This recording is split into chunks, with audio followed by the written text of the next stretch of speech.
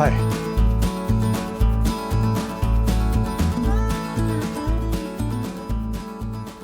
हाय, चलिए आज बात करते हैं अंग्रेजी सीखने के अलग अलग मेथड्स पर। कौन सी मेथड कितनी सही, कौन सी मेथड कितनी इफेक्टिव। सबसे पहले हम बात करते हैं उस मेथड पर जो इस वक्त शायद आप इस्तेमाल कर रहे हैं। वो मेथड जिससे पूरे भारत भर में ज़्यादातर लोग इस्तेमाल करते हैं, और वो मेथड है method of grammar, grammatical translations. देखिए, अगर आप ग्रामेटिकल ट्रांसलेशंस इस मेथड से अगर आप सीखते हैं, स्पोकन इंग्लिश अगर सीखते हैं, तो आप कभी भी अंग्रेजी नहीं बोल पाएंगे। फिर आप कहेंगे फिर देश भर में ग्रामर तो सिखाई जा रहा है, सभी स्कूलों में कॉलेजेस में ग्रामर तो सिखाया जा रहा है, फिर वो क्यों? तो याद रखिए, ग्रामर सिखाया इसलिए नहीं जा रहा क्योंकि आप अंग्रेजी बोले। ग्रामर इसलिए सिखाया जा रहा है क्योंकि वो स्कूलों में कॉलेजेस में अंग्रेजी को एज अ सब्जेक्ट सिखा रहे हैं, और एज अ सब्जेक्ट जब आपको अंग्रेजी सिखाई जाती है तो ग्रामर उसका भाग है और वो कंपलसरी हो जाता है सिखाना और सीखना। तो आप अंग्रेजी को एज अ सब्जेक्ट सीखना चाहते हैं या भाषा सीखना चाहते हैं, ये चॉइस आपको सबसे पहले करनी है। कहीं आप कंफ्यूज तो नहीं हो रहे? ध्यान से सुनिए, अंग्रेजी दो तरीके से सीखी जा सकती है। एक तो उसे भाषा समझकर, दूसरा उसे सब्जेक्ट समझकर। अगर आप उसे सब्जेक्ट के तौर पर सीखना चाहते हैं, सब्जेक्ट समझकर सीखना चाहते हैं, तो ग्रामर सीखना जरूरी है, क्योंकि ग्रामर सबसे मेन भाग है, सबसे अहम भाग है। क्योंकि एज अ सब्जेक्ट बिना ग्रामर के आप पूरी तरह से अंग्रेजी सीख ही नहीं सकते। लेकिन अगर आप अंग्रेजी को एज अ भाषा सीखना चाहे, बोलना चाहे, तो फिर ग्रामर की कोई जरूरत नहीं। और उल्टा, जितना ज्यादा आप ग्रामर सीखेंगे उतना, जैसे हम पहले भी बात कर चुके हैं, उतना आपकी रिटन इंग्लिश इंप्रूव होने वाली है, उतना आप बेहतर ढंग से लिख सकने वाले हैं, पढ़ सकने वाले हैं। अपनी लिखने की और पढ़ने की जो क्षमता है वो बेहतरीन हो जाएगी जितना ज़्यादा आप ग्रामर पढ़ते जाओगे।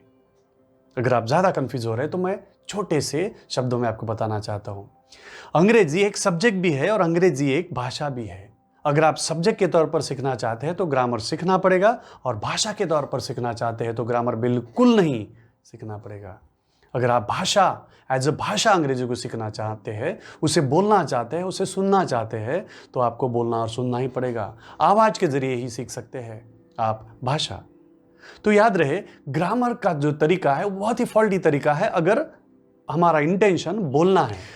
ग्रामर के तरीके में और कुछ प्रॉब्लम्स है, जैसे कि ग्रामर का जो ट्रांसलेशन है वो लिटरल नहीं होता है। जब आप बोलना चाहते हैं, आपकी मदर टंग में अगर कुछ बोलना चाहते हैं और उसका अगर ट्रांसलेशन करते हैं ग्रामेटिकल मेथड के अनुसार जब आप जाते हैं, तो you tend to make literal translation. आप लिटरल ट्रांसलेशन करने की कोशिश करते हैं और वो गलत हो जाता है। लिटरल ट्रांसलेशन क्योंकि नहीं होता, इसलिए ग्रामेटिकल मेथड के वक्त बहुत ही तकलीफ आपको होती है जब आप उसको सीखना चाहते हैं। याद रखिए, अगर आप भाषा के तौर पर अंग्रेजी को सीखना चाहते हैं तो ग्रामर से दूर रहिए, बिकॉज इट क्रिएट्स कन्फ्यूजन्स। एक ही टर्म अलग अलग जगह पे अलग अलग ढंग से काम में आती है। इतना ही नहीं, एक ही जगह पर एक ही टर्म अलग अलग डेफिनेशंस में आती है और आपका कन्फ्यूजन बढ़ाती है। रिजल्ट, आप अंग्रेजी नहीं बोल पाते, कन्फ्यूजन ही कन्फ्यूजन होता है। तो इसलिए ग्रामर के जरिए अंग्रेजी सीखने का जो आपकी इच्छा है उसको छोड़ दीजिए। दूसरा जो तरीका है, दूसरी जो मेथड है अंग्रेजी बोलना सीखने की, वो है स्ट्रक्चरल ट्रांसलेशन। इसमें एक्चुअली आप कुछ स्ट्रक्चर्स, चुनिंदा स्ट्रक्चर्स का इस्तेमाल करते हैं और उनका इस्तेमाल करके किस तरह से ट्रांसलेशन किया जाए, अपनी फीलिंग्स को किस तरह से अंग्रेजी में बोला जाए, ये सीख सकते हैं। ये थोड़ा बेहतर तरीका है। डायरेक्टली ग्रामर का तरीका बहुत कंफ्यूजिंग वाला है, लेकिन स्ट्रक्चर का तरीका बहुत आसान तरीका है, जिसके जरिए आप अंग्रेजी के हर तरह की फीलिंग को सेंटेंसेस में कन्वर्ट करने की क्षमता पा सकते हैं। बहुत ही आसानी से हर फीलिंग के लिए किस तरह का सेंटेंस बनाया जाए, ये आप इस सिस्टम में सीख सकते हैं, स्ट्रक्चरल सिस्टम में। आगे चल के किसी वीडियो में मैं आपको ये सिखाने वाला हूँ, हर तरह का स्ट्रक्चर जिसका इस्तेमाल करके आप कोई भी फीलिंग एक्सप्रेस कर सकते हैं। लेकिन इससे पहले कि वो मैं आपको सिखाऊं, एक चीज आपको बताना, स्ट्रक्चरल ट्रांसलेशन में भी एक चीज आपको याद रखना है कि स्ट्रक्चरल ट्रांसलेशन से भी आप अंग्रेजी बोलना नहीं सीखने वाले।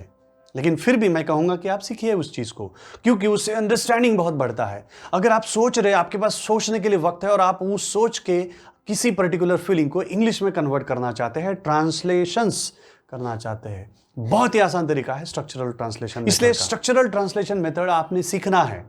आगे चल के किसी वीडियो में जब मैं आपको सिखाऊंगा तो कोशिश कीजिए उसको अच्छे से समझने की, क्योंकि वही तो है जो वो देता है अंडरस्टैंडिंग, हर तरह की बेहतरीन से बेहतरीन अंडरस्टैंडिंग आपको स्ट्रक्चरल मेथड सिखाएंगी, क्योंकि हर तरह की फीलिंग को किस तरह से एक्सप्रेस करना बड़ी आसानी से वो सिखा देगी। फिर आप इंग्लिश से हिंदी, इंग्लिश से मराठी, और हिंदी टू इंग्लिश किसी भी तरह का ट्रांसलेशन बड़ी ही सहजता से, बहुत ही आसानी से, बहुत ही कम समय में आप सीख सकते हैं स्ट्रक्चरल ट्रांसलेशन मेथड से। लेकिन अंग्रेजी बोलना नहीं सीख सकते उससे। अंडरस्टैंडिंग बढ़ेगी, बोलते नहीं आएगा। बोलने के लिए तो खाली सुनना और बोलना ही पड़ेगा, अर्थात उसके लिए भी मैं तरीका बताऊंगा आपको। खैर, ये था दूसरा तरीका स्ट्रक्चरल। तीसरी जो मेथड है अंग्रेजी बोलना सीखने की, जो जनरली लोग इस्तेमाल करते हैं, वो है बिल्कुल वैसे ही जैसे कि मैंने हिंदी सीखी टीवी देख देख कर। आपने भी शायद ऐसी कोई भाषा सीखी होंगी सिर्फ टीवी देख देख कर। बचपन से बार बार टीवी देखो और उसमें वो सारी चैनल्स, वो सारे मूवीज, वो सारे गाने, वो सारे सीरियल्स उसी भाषा में देखो जो आपको सीखना है। लिसनिंग एंड टॉकिंग, ये है वो मेथड। सिर्फ सुनते जाइए वो भाषा को और बोलने की कोशिश कीजिए, बहुत जल्दी आप बोल लेंगे। अर्थात किसी किसी को थोड़ा ज्यादा वक्त लगेगा, लेकिन फिर भी सीखेंगे।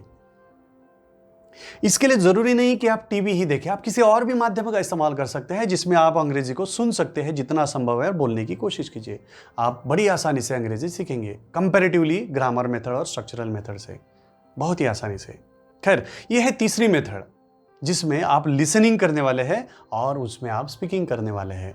फिर आप टीवी इस्तेमाल कीजिए, लैपटॉप इस्तेमाल कीजिए, मोबाइल कीजिए, और जितना हो सकता है पॉडकास्ट सुनिए, मूवीज देखिए, अलग अलग जो भी संभव है, जितना ज़्यादा है देखते जाइए, सुनते जाइए, और जितना हो सकता है, जहाँ जहाँ हो सकता है बोलते जाइए, और आप सीखेंगे बहुत जल्दी अंग्रेजी। यह है तीसरी मेथड जो बेहतरीन है इवन स्ट्रक्चरल मेथड से और ग्रामेटिकल ट्रांसलेशन मेथड। चौथी मेथड है अंग्रेजी सीखने की, उसे कहते हैं डायरेक्ट मेथड।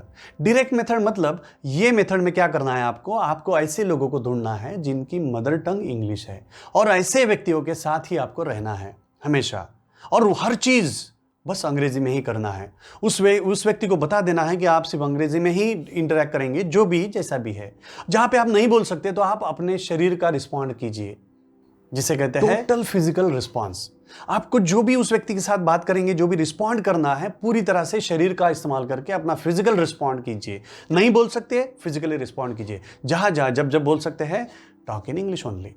अगर आप इस तरह से करेंगे और उस व्यक्ति के साथ अगर 15 दिन भी रहेंगे, 24 घंटे 15 दिन, तो देखिए आप बेहतरीन अंग्रेजी बोलना सीख। Direct method, total physical response. जब जब जरूरत पड़ती है, बाकी हर समय में आपको सिर्फ अंग्रेजी में बोलना है।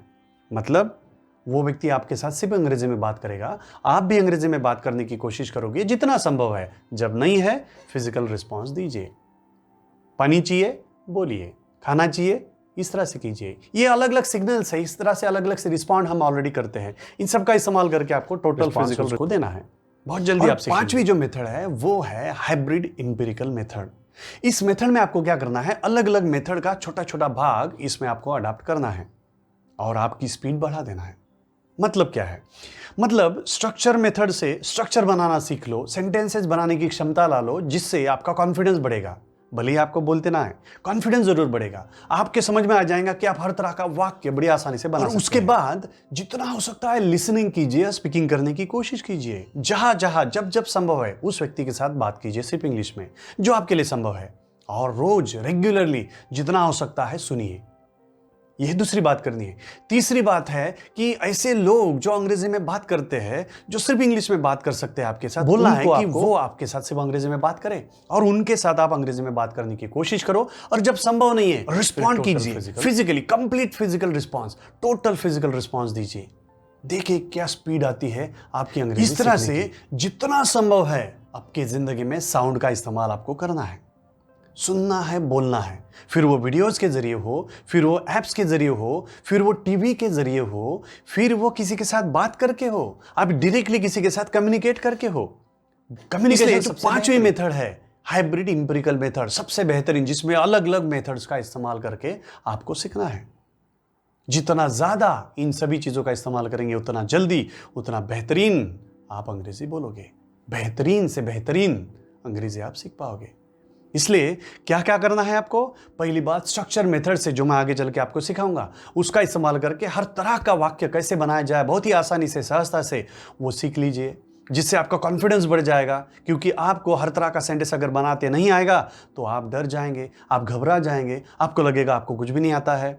इसलिए आपको सबसे पहले तो अगर कुछ सीखना है तो वो है स्ट्रक्चरल मेथड, जिससे आपका कॉन्फिडेंस बढ़ेगा। आपके मन में आएगा कि आप इस दुनिया का हर तरह की फीलिंग के लिए हर तरह का सेंटेंस आप बड़ी आसानी से बना सकते हैं। एक बार वो कॉन्फिडेंस आ गया, फिर आपको इस्तेमाल करनी है दूसरी मेथड, वो है लिसनिंग एंड स्पीकिंग।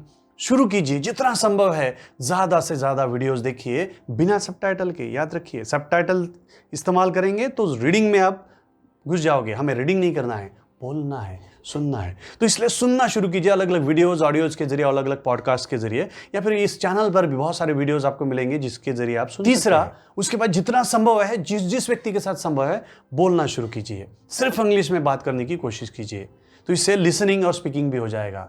और आखिरी का, जब जब संभव है, ऐसे व्यक्ति को जो सिर्फ इंग्लिश में बात कर सकता है उसको बोलिए कि वो आपके साथ सिर्फ अंग्रेजी में ही बात करे, और आप या तो उसको इंग्लिश में ही रिस्पॉन्ड करें या फिर टोटल फिजिकल रिस्पॉन्स उसको दे। मतलब अगर अंग्रेजी में नहीं बात कर सकते तो भाषा मत बदलिए, हिंदी, मराठी या कोई दूसरी भाषा में मत बोलिए, बल्कि टोटल फिजिकल रिस्पॉन्स उसको दीजिए, या तो अंग्रेजी या फिर फिजिकल रिस्पॉन्स। अगर आप इस तरह से उसके साथ व्यवहार करेंगे तो बहुत जल्दी आप अंग्रेजी सीखेंगे, बेहतरीन से बेहतरीन अंग्रेजी आप सीखेंगे। तो दोस्तों, ये है 5 अलग अलग तरीके अंग्रेजी सीखने के, जिसमें से आपको एम्प्लॉय करना है आखिरी का तरीका, 5वां तरीका, हाइब्रिड एम्पिरिकल तरीका। इस तरीके का इस्तेमाल करेंगे तो सबसे ज़्यादा स्पीड से आप बहुत ही बेहतरीन अंग्रेजी सीख सकते हैं, उस तरह की जिस तरह की एक नेटिव इंग्लिश स्पीकर बोलता है। आशा करता हूं आप इस तरीके का इस्तेमाल करेंगे और जल्द से जल्द अंग्रेजी सीखने की कोशिश करेंगे। और जहां पे भी आपको प्रॉब्लम आता है, आप इस वीडियो के या दूसरे भी किसी वीडियो के कमेंट सेक्शन पर जाकर अपना सवाल डाल सकते हैं, मैं आपको उसका जवाब बिल्कुल दूंगा।